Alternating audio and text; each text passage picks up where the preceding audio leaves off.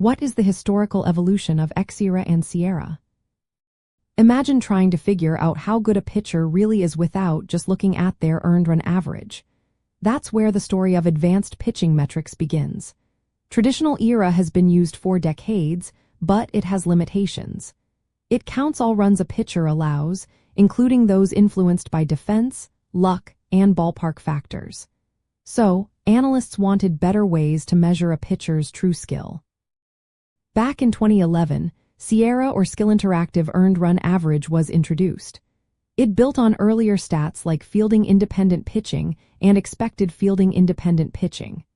These stats focused on outcomes a pitcher controls directly, like strikeouts, walks, and home runs.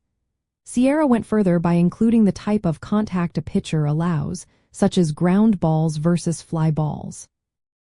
The idea was that pitchers who induce more ground balls tend to allow fewer runs, regardless of strikeout numbers.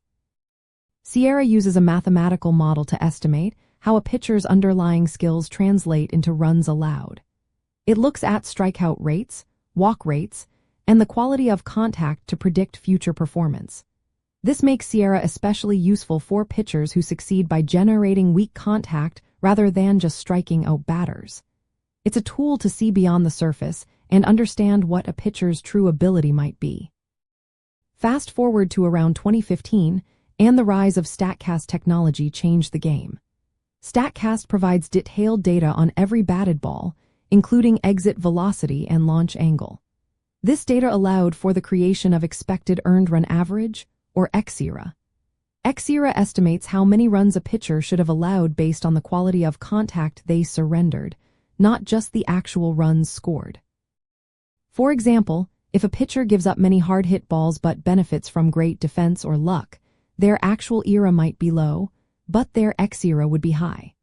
Conversely, a pitcher with a high ERA but a low xERA might be considered unlucky or due for some positive regression. xERA gives a snapshot of recent performance, adjusted for factors like defense and ballpark, providing a clearer picture of a pitcher's true talent during a specific time. The key difference between SIERA and xERA is their focus. SIERA aims to predict future performance by analyzing underlying skills and tendencies. It's more about what a pitcher is capable of doing moving forward. xERA, on the other hand, describes what a pitcher's recent results should have been based on the quality of contact they allowed. It's more of a current state indicator. Over time, these metrics have shifted how baseball evaluates pitchers.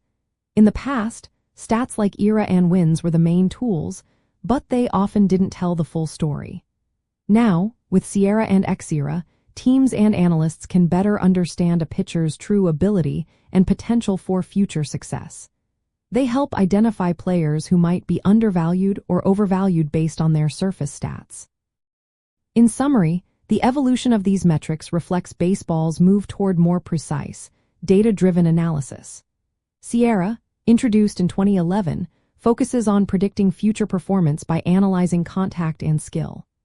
xERA, made possible by Statcast data in the mid to 0-10s, provides a real-time estimate of what a pitcher's ERA should be given the quality of contact.